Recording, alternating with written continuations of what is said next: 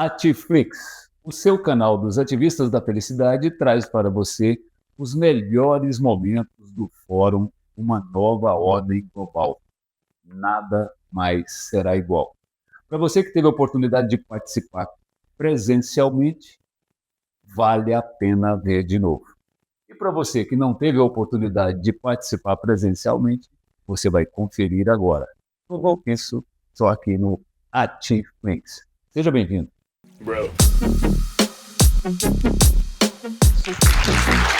Então, como dizia o Chacrinha, sem mais delongas, vamos começar uma jornada maravilhosa, com mentes brilhantes, um público de mentes brilhantes, e a vida é um show e viver é uma arte. Esse é sempre o nosso lema.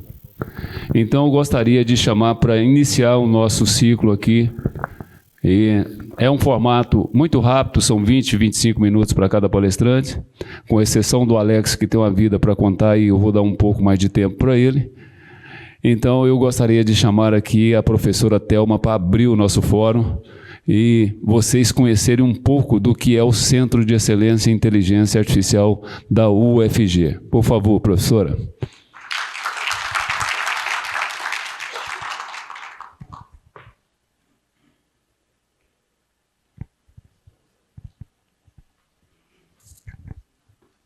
Mais uma vez, seja bem-vinda. É todo seu. Obrigada, Marcos. Obrigado, pessoal, pelo convite. É um prazer estar aqui nessa manhã de sábado com vocês para compartilhar um pouquinho, né, do que a gente tem feito e do que essa mudança traz, né, para o paradigma, para essa nova ordem que a gente vive. Então, eu vou falar um pouquinho da inteligência artificial. Eu acho que ela tem um papel fundamental nas mudanças que vêm acontecendo na nossa história. Tem um passador.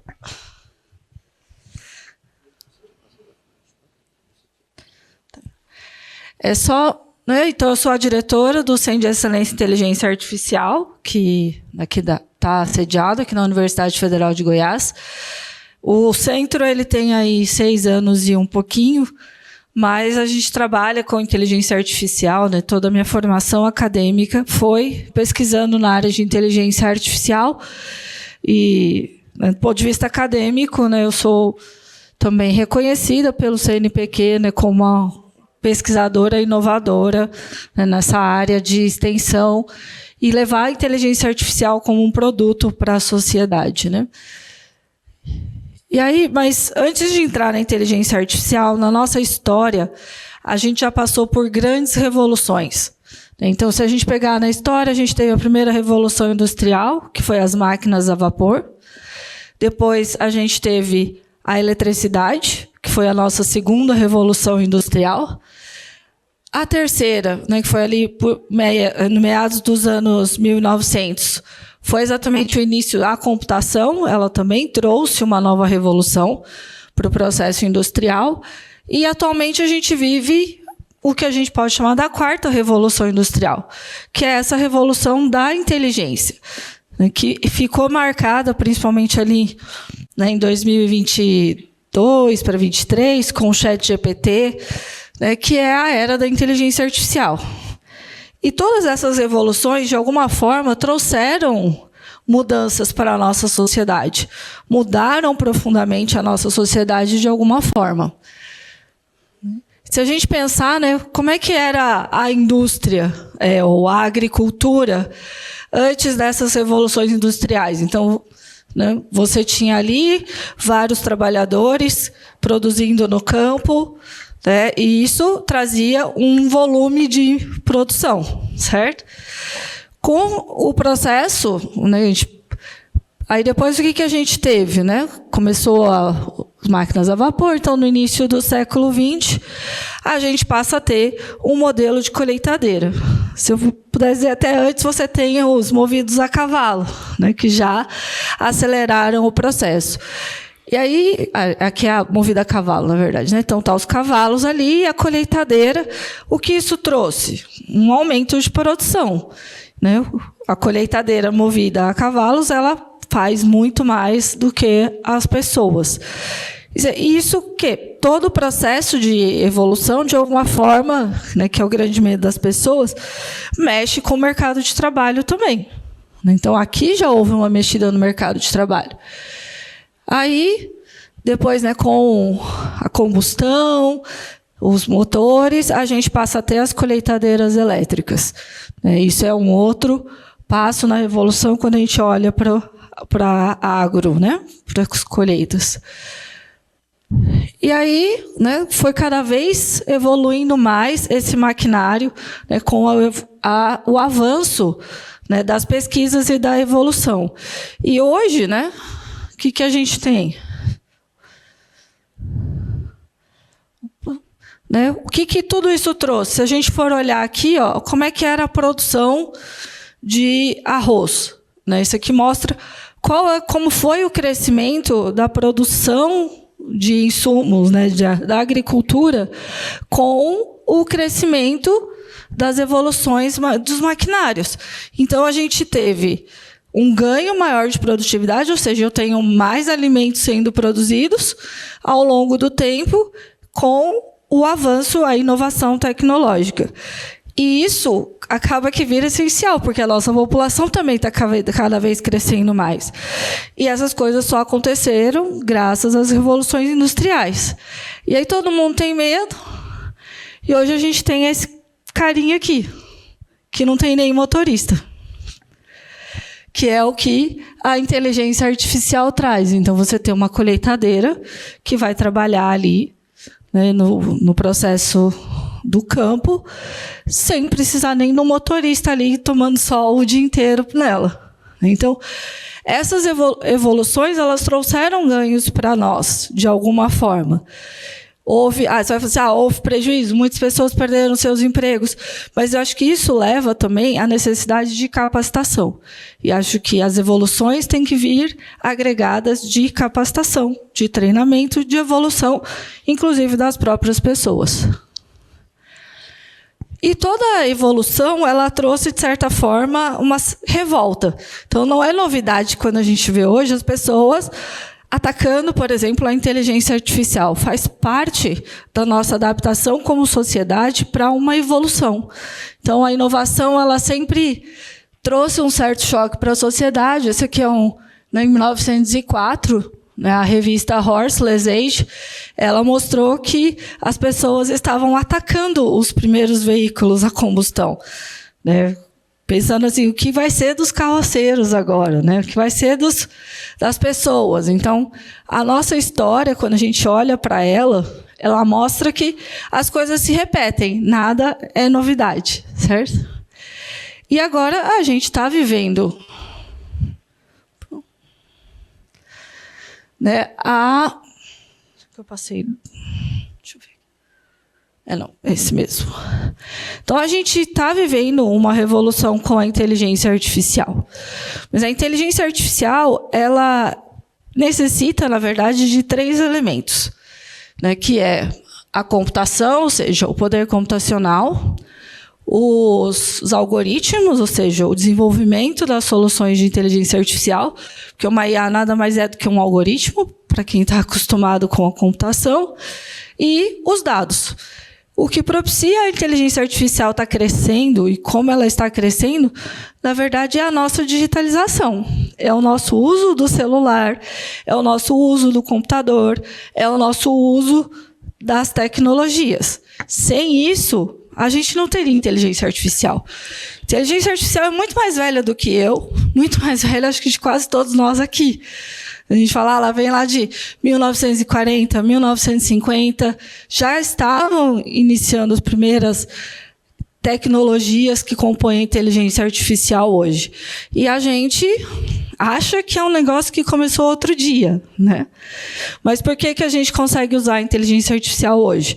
Porque a gente tem muitos dados. Mas a gente ainda tem pouca formação e capacitação.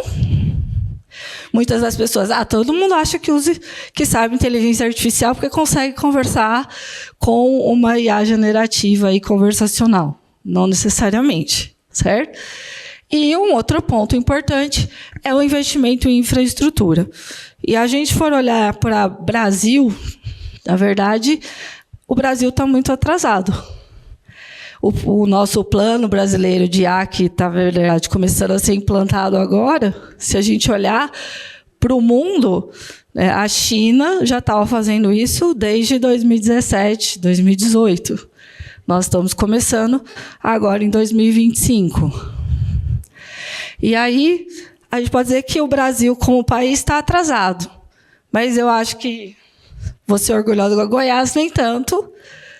A UFG nem tanto, o CEIA nem tanto, porque ali em 2019 a gente tem, né, o início dessa parceria com o governo do estado de Goiás, porque eu, o professor Anderson e outros pesquisadores, a gente já trabalhava, já fazia projetos de IA antes disso, né? O que acontece aqui em 2019 é que o governo de Goiás, por meio da FAPEG, resolve impulsionar esse ecossistema. E aí a gente nasce com essa marca, Centro de Excelência em Inteligência Artificial, que tinha como objetivo, né, promover e aumentar a parceria da UFG com entidades privadas, né, para gerar pesquisas, avanços científicos e inovar práticas, né, de ensino também nesse processo. E aí, como parte de tudo isso, começa em 2019, ali no finalzinho de 2019, em dezembro. E, como o Marcos lembrou, se a gente pensar 2020, 2021, nós vivemos o quê? Uma pandemia. E nada disso aqui parou. Eu olho para trás hoje e falo, gente, como nós conseguimos, todo mundo dentro das suas casas, construir e fazer crescer essa máquina aqui. E só para trazer alguns números para vocês, né, aqui é uma outra foto do lançamento. Né, na época, o professor Edivar era o nosso reitor na UFG, com o nosso governador, assinando esse acordo de parceria aí que deu origem ao CEIA.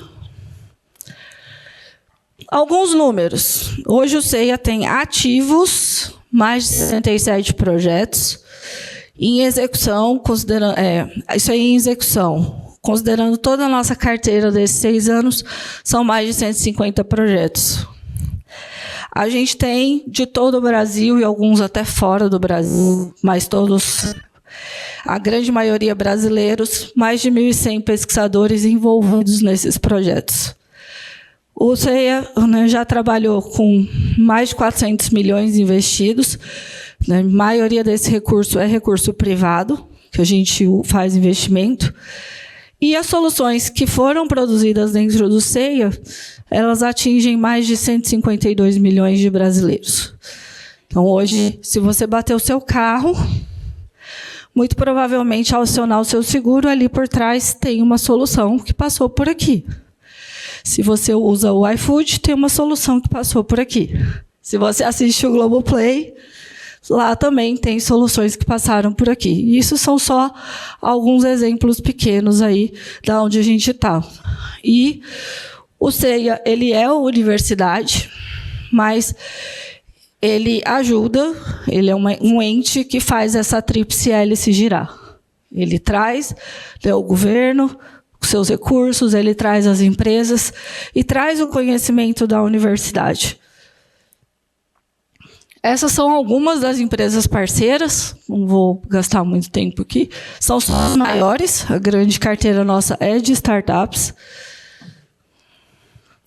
E aí, falando, como é que foi o nosso crescimento? A gente, você não conhece, existe a OS Embrapi, que ela seleciona laboratórios de pesquisa para investir em projetos com empresas, com a indústria. E, em 2020, o CEIA se tornou uma unidade, né, um desses laboratórios credenciados. No início desse credenciamento, a gente tinha a previsão de aporte de 3 milhões para investir em projetos. A gente ia investir tinha 3 milhões.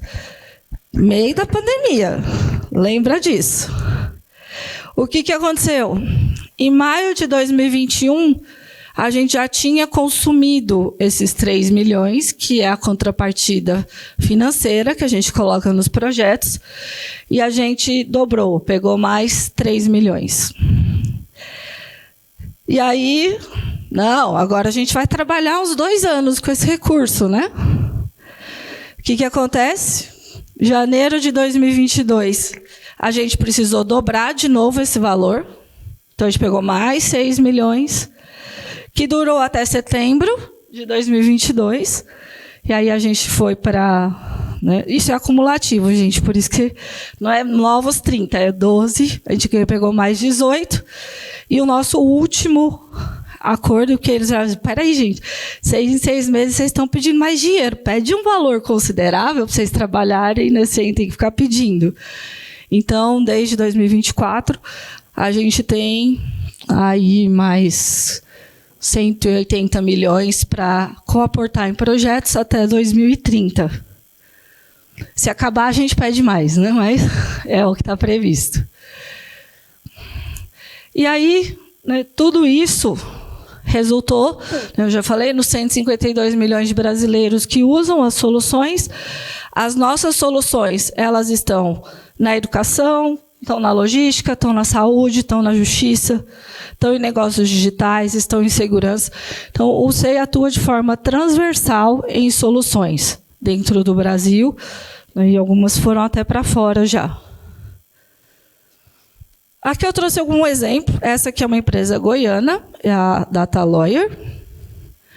Ela faz o que a gente chama de jurimetria, ou seja, ela vai em todas as ações que estão nos tribunais, utilizando inteligência artificial, reconhecimento de texto, e localiza todos as informações necessárias para um determinado caso. Por exemplo, quando a Ford anunciou logo depois da pandemia que ia sair do Brasil, o que ela tinha, por exemplo, de ativos trabalhistas, de processos na área trabalhista, e você consegue ver como determinado juiz costuma decidir em determinadas causas, entre outras coisas, que ajuda muito os advogados.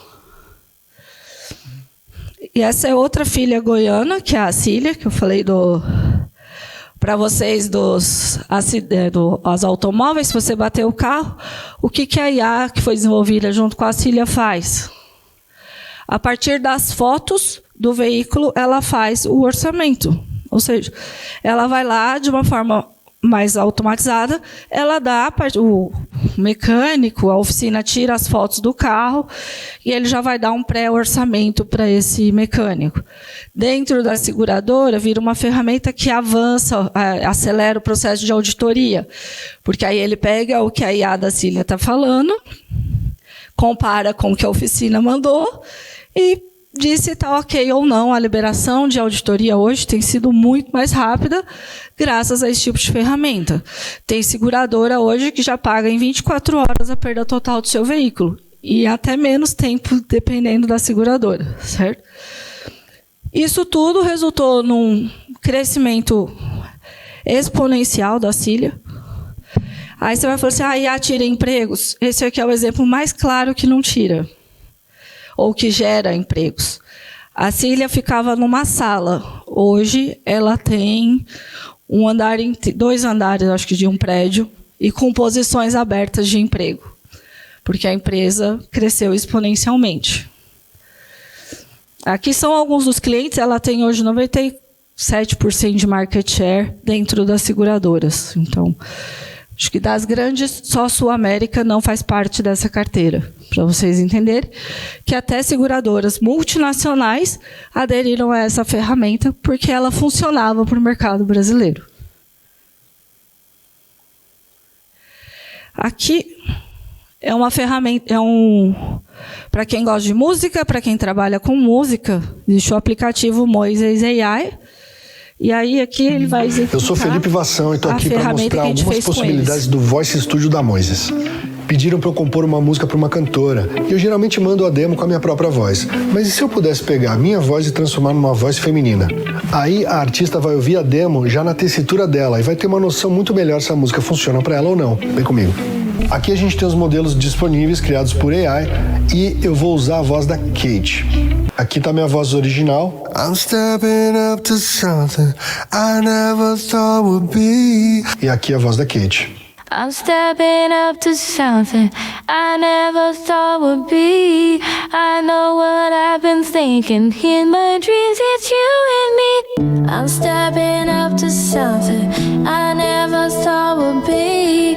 I know what I've been thinking. In my dreams, it's you and me. Então a gente consegue fazer você cantar. Olha que legal. Mas é uma solução, esses modelos de IA que fazem essa conversão de voz, né, eles foram desenvolvidos aqui, junto da Moises, em parceria com o time do CEIA. Mas, né, a gente falou da área de pesquisa. Só que em 2019, a gente também tem uma outra inovação e um avanço para tentar colocar o Brasil em competitividade com o mundo, que foi a criação do primeiro bacharelado em inteligência artificial. Ali em 2019, algumas pessoas diziam que a gente era doido, né? Como assim? Uma profissão que não existe. Você está criando um novo curso, uma nova profissão. E a UFG, nós fomos ousados nesse sentido. É uma necessidade, vai ser uma necessidade de mercado, a gente vai apostar nisso. Então, foi notícia ali em 2019, a primeira turma ingressou em 2020, e em 2023 nós tivemos o primeiro grupo de 14 bacharéis em inteligência artificial sendo entregues para o mercado. E de lá para cá, a gente só tem crescido. E esse curso, não sei quem acompanhou, ele é um curso empreendedor. Ele tenta o quê? Aliar o ensino tradicional com a vivência em projetos. Ou seja, quase praticamente todos os alunos do bacharelado em inteligência artificial atuam em pelo menos um projeto do CEIA e já começam a ter contato com soluções que vão para o mercado, como é o desenvolvimento de soluções voltadas para o mercado. Então, ele tem a oportunidade de vivenciar o que é resolver um problema na prática. Ele não trabalha só na ilusão dos problemas didáticos ou propostos toy problems, que a gente diz. Ele trabalha com problemas de verdade, do que vai acontecer no dia a dia. Então, a gente entrega para eles diferentes projetos de diferentes áreas onde eles podem estar atuando. Aqui é só um visão para quem...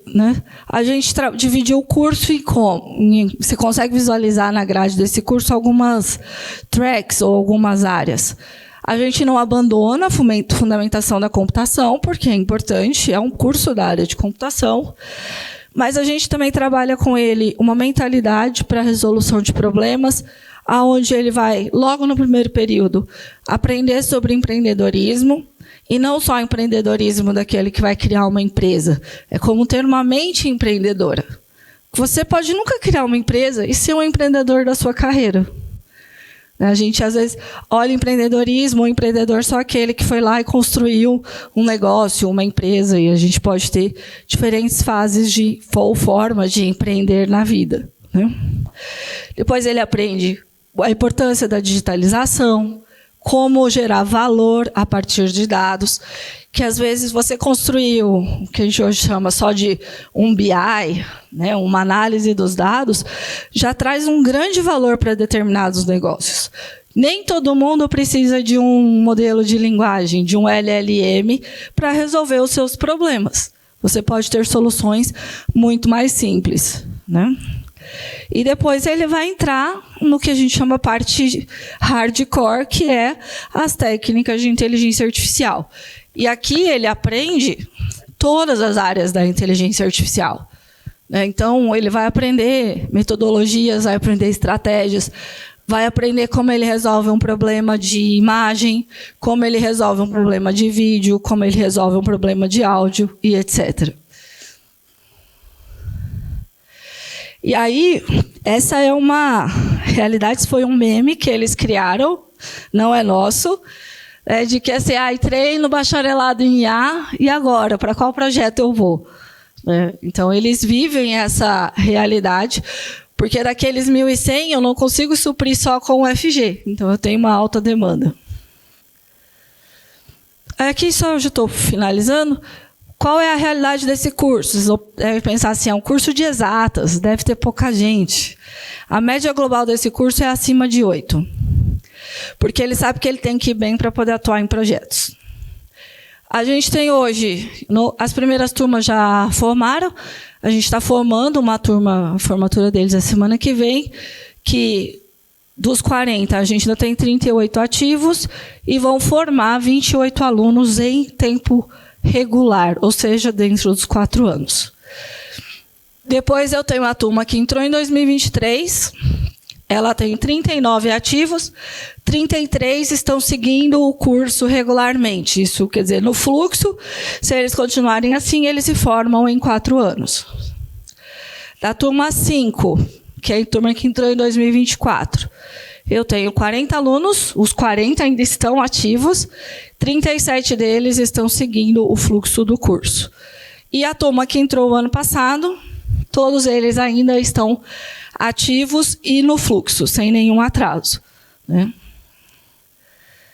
E aí aqui são fotos da primeira turma, quando eles se formaram. Esse é o grupo dos primeiros bacharéis em inteligência artificial.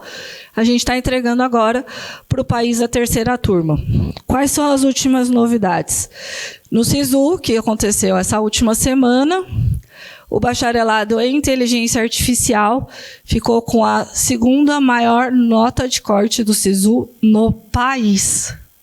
O ano passado foi a primeira da UFG. Esse ano foi a segunda maior nota do país. Tá?